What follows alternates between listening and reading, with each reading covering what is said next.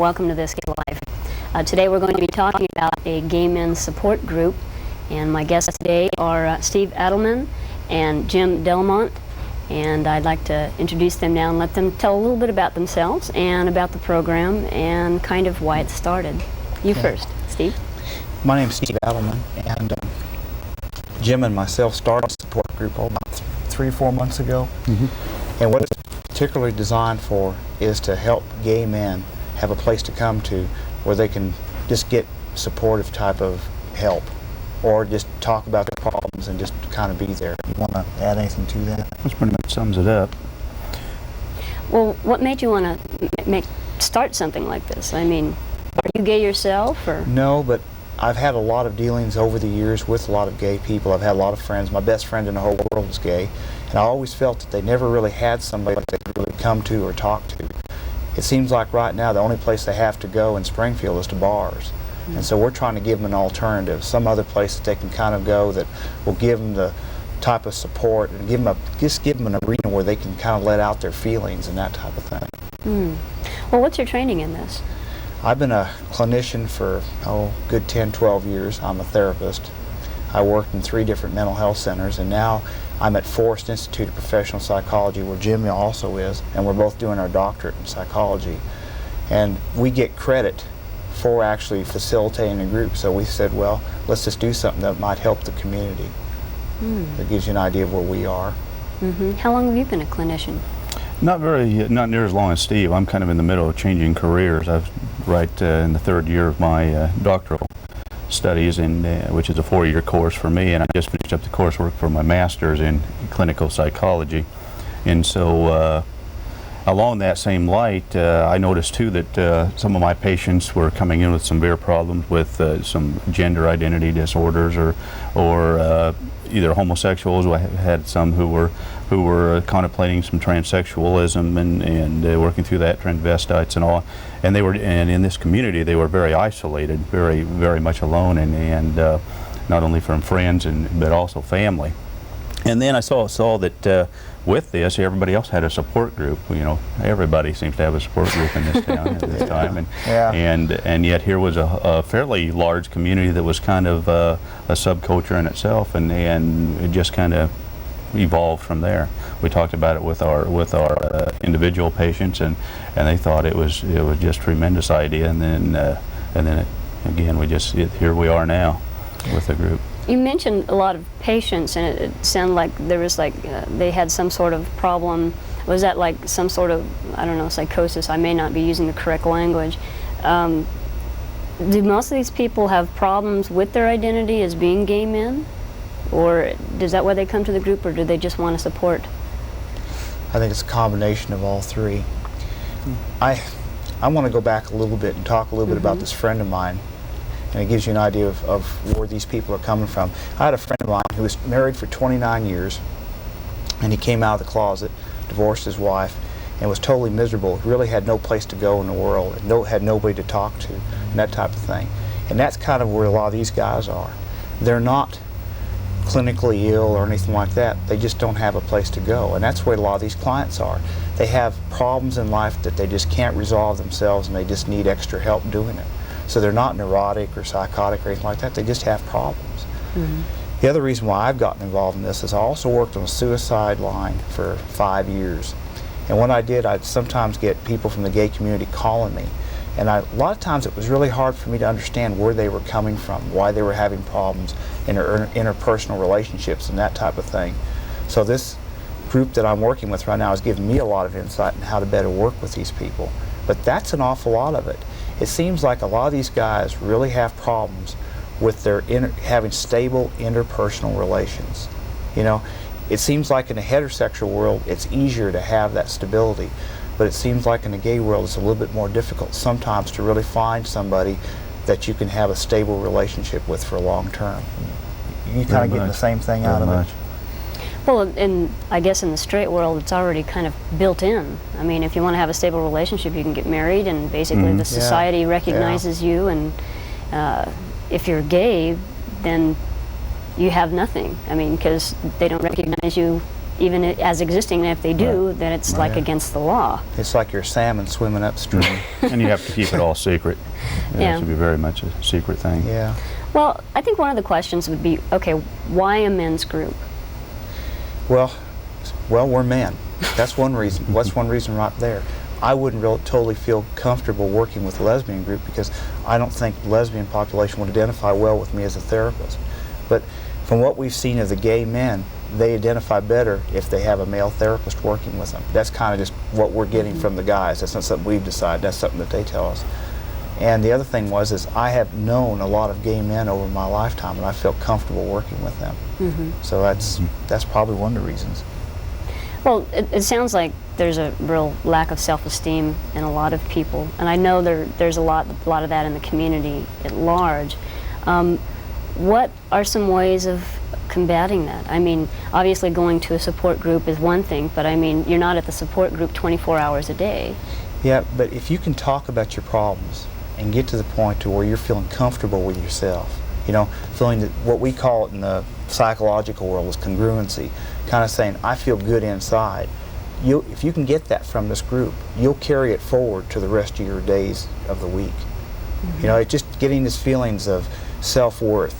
And if you can talk about your problems in this group and say, hey, I had this and this happen to me, and you have these other people in the group say, hey, that happened to me last week, you know, then all of a sudden you've got what we call consensual validation, which is like reality testing. In other words, your problems are the same as my problems, and I can feel better about myself because I know it's not just me. And God, we see a lot of that. You know, wouldn't you say? You want to add to that? Very much. It's within their own, you know, not only because they're fighting the interpersonal issues within themselves, but they also fight a society and a culture within not only the United States, but especially right here in Springfield area, which is very much more or less against them. They're constantly, again, fighting to them what they seem like is a losing battle. So when they can kind of band together, and it's not so much because it needs to be a rally or anything as a negative aspect, they need to have that interpersonal strength to come in from others to find out that they aren't alone, that others go through these same issues, and that and it has been beneficial on that same note for Steve and I to be heterosexual, because it kind of invigorates a group a little bit to see that to not become so enmeshed, so to speak, with all the issues and just let them, you know, vacillate amongst themselves. You know, we invigorate them by saying, hey, here's our perspective a little bit, and we learn from them and they also learn from us. We were concerned about that at first, about how are we going to be accepted as heterosexuals leading a homosexual group. And matter of fact, we almost avoided it because of that. One of the we had intended to have a homosexual leader, but it didn't work out that way, so we went ahead and went with it anyway. And it's worked out great. We've been very much accepted. It keeps the group flowing, and issues are dealt with, and there hasn't been an issue yet that we haven't been able to confront and deal with. Well, as long as since it's just a men's group, then that would give it a certain amount of congruency, no matter what the sexuality question was. Or what the orientation, because it's the same thing with women. I mean, when women share problems, they're not primarily per se lesbian or straight women problems, they're female problems, or problems that happen to be particular to a gender, and not necessarily a sexual orientation. And we had addressed, that was even brought up from the very beginning, you know, why should we exclude, and even some of the men in the group asked that, why are you excluding females, and that's basically how we addressed it, and they felt like they would not be comfortable having females, and there were some of their own personal issues, and we knew that may become an issue as time went on, and then if it is, we'll get to that later and hopefully find another individual who can lead a group in that line also. But it's interesting though, because a lot of the guys in the groups, their best friends are women. It seems like they do have best friends in the outside world that are women that they can relate to very well. So it's not like they hate women, it's just that they feel when they're working on their problems, it's a lot easier for them to have more in common with whoever's in the group if they're all guys. Well, it's been proven before, though, like if a woman walks in a room, men act different. Very much. Very much. And I mean, that's it's in the chemistry. That's part of the book they give you when you're born. That's you know? right. Yeah, the program book. Well, what are some of the? I mean, I'm sure there's like a pretty prevalent ideas that come up over and over again. Yeah, one of them is, that's what I wanted to bring up next, if it's okay with you. These guys have to play dual, triple roles in life. That's the major thing. If you can kind of, it's like they're an actor. They go to their job every day and they play the heterosexual role, like they're heterosexual, because most of them are not out of, not out of the closet. So they have to keep all their real feelings and everything else stuffed up inside of them all week long, with nobody to really vent to, because a lot of them don't have lovers and don't have anybody. They're kind of alone out there. So they get all this stuff going on and they can't really act out who they are, and it bothers them because it says, hey, I am really this person. Why do I have to act like this in society? So an awful lot of them have a really bad feeling towards society, towards their churches, towards a lot of organizations, because they feel like they can't be who they really are. And it causes this thing in them. And that's one of my things about the group, because they can come to the group and they kind of be who they are, and they can say what they want to say. Well, you said they play out several roles. I mean, do they feel like when they're like going out, like even to the bars, do they feel like they're putting on another role there as well? I think in some cases, yes. But I think a lot of them have played the role of being a husband, even though they're, they're acting like they're heterosexual when they really aren't, going to work and acting like they're a straight guy when they really aren't, and then maybe going to the bar and acting like something other than what they are. I don't know. But it's just like they never really get in touch with who they really are. And they're afraid to, because then they're afraid if they get too much like that, then they'll start showing through in their workplace. They might lose their job or something, because somebody will catch on to the fact that they're gay. So, a lot of them are living in paranoia of that. Do you think that's a substantiated paranoia? I mean, do you really think that there would be that many people fired because they are gay? I don't know. I don't know that it's actually being fired as a persecution you have to be concerned with, because we've had it explained to us some of the severe persecution that's actually going on here, as far as very blatant, I mean, bodily harm persecution. Yeah, very much so. And the other thing is living, again, those many lies. It's like putting on several masks in a day's time, because if you've not come out entirely, you have to live a role to parents and family that hey, look, I'm the kind of guy that you always wanted me to be, and I'm going to grow up and marry and have kids, but it's not happening, and then they go to work. So every different aspect of their lives is a different aspect of themselves internally, and it gets confusing. Yeah. And kind of the toll it takes is depression and anxiety and just all the psychological aspects that go along with it, not only the societal aspects. And it's interesting, you just touched upon something I'd like to say, and that's about the family. So many of them have finally have told their parents that they're gay, and in every case have been accepted. But that's really seemed to be a tremendous portion of their life, to where they can finally come out to their parents and say, hey, I'm really gay, and get through all that. So that was a major milestone you were asking about in their lives. The other thing that I've noticed that's almost consistent with all of them is a lot of them are really into drinking, have been alcoholics or have been on drugs. And I tell them it's kind of like you've numbed yourself up because you didn't really want to deal with reality. And now just about all the ones we're working with are recovered alcoholics, or they're off of drugs, and now they're having to deal with the problems that they aren't numbed up anymore. So now they're really having to deal with the issues, and they're finding out it hurts. It really hurts. It hurts when you're rejected by a person, and that type of thing. So those are an awful lot of the issues that we work out in these interpersonal relationships, on how to deal with things that they didn't have to deal with before because they were numbed up either on alcohol or on drugs. It would seem that even the smallest things under that kind of pressure would just really knock one over. Yeah, that's real traumatic. Yeah. Very sensitive. The men's group is probably a very good keyhole looking into our community, the gay community, or I should say the gay and lesbian community, although basically you're strictly working with men. What do you see as some of the main problems that we as a community really should be addressing? I think the big issue comes up with a lot of the churches. I see that these individuals are ostracized for their behaviors rather than who they really are, and so the churches will take the stance that this is such a severe sin that you are no longer welcome in our church unless you change your position, and which changing your position means changing your orientation, and this is an orientation as much as sexuality is, and it's very much seated. So these people, these men, and I'm sure the women, the lesbians also feel the same way, that they're not welcome there. There's no churches in this community that will accept them. Now, we have encountered some that have. I won't say all, but most churches on the whole, they have a very strong opinion against homosexuality. and the So- community in general, especially since we're in the Bible Belt. It's pretty deeply seated.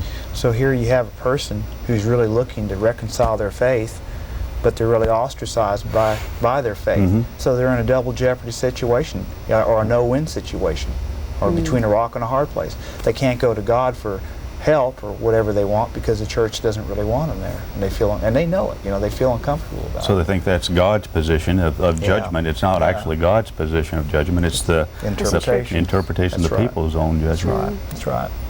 Well, how could we as a community, obviously it's very difficult. One way is by being out and by saying that, putting a face on the unseen monster, I guess, and being out there and doing stuff. But what are some other things that you think possibly should be addressed within our own community? Form a coalition. You were talking about earlier on about forming some type of organization, because organization have strength, and maybe you can start some of your own churches or other organizations that might provide some of the community services that these people need. That's That was just something. It's a very complex issue, dealing with, if you want to look at them, these people as a minority, let's look at it like that. Any minority has their own certain issues, and for whatever reason, a lot of societies will exclude them. With these men, the exclusion comes from just not feeling welcome or accepted for who they are, and oftentimes an easy outlet is say, okay, everybody needs education. Well, in this respect, yes, we do need education, because if you dispel the ignorance of just thinking, oh gosh, if I get around these guys, I'm going to catch something, or every gay Yeah, maybe a has sense of AIDS fashion, and I all don't those know. stereotypes. homophobia. You just sit down with them and understand that they're human beings. They're very sensitive human beings, and they're hurting individuals. They've gone through more crud, or for lack of a better word, in discrimination and hardships than most people would care to in a lifetime. And they're very they're nice to be around. They're very in touch with themselves. They're in touch with life, and Steve and I have learned a lot from them. And the reason we have is because we sat down in the same room and learned from them. Before that, but they've dispelled a lot of stereotypes that I even had beforehand. And that's what the community needs to do, just sit down and understand where they're coming from and drop the judgment issue, completely drop the judgment issue, and learn from them instead of learning from somebody who has never even talked to a gay individual. There's a lot of people, there's been a lot of talk, I should say, and I've heard it on the media a lot, about these groups that want to change orientation, as if that was possible. Do you try to do that at all in your group? No, we try to accept people as they are and help them work the way they are. A lot of people have this misperception or conception in my mind that people are gay because they want to be gay. That's not the way it is. People, it just happens, and people are just different because that's just the way they are. And I don't know, it might be, there's all kinds of theories about it. There's genetic theories and there's developmental theories, and I don't know who's right or wrong. I don't know what your Still opinion hasn't is. been proven. It hasn't been proven.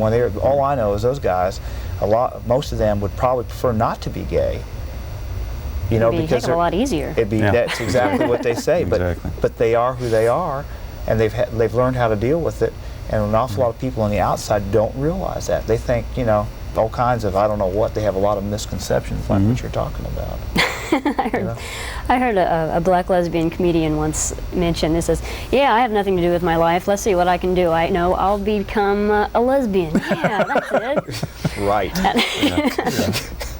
Speaking of the choice Make issue. life easy on yourself. Really. Yeah. As far as our community and stuff, do you see the possibility of lesbians putting together a group like the men's group for possibly just support and talking about issues that are specific to lesbians?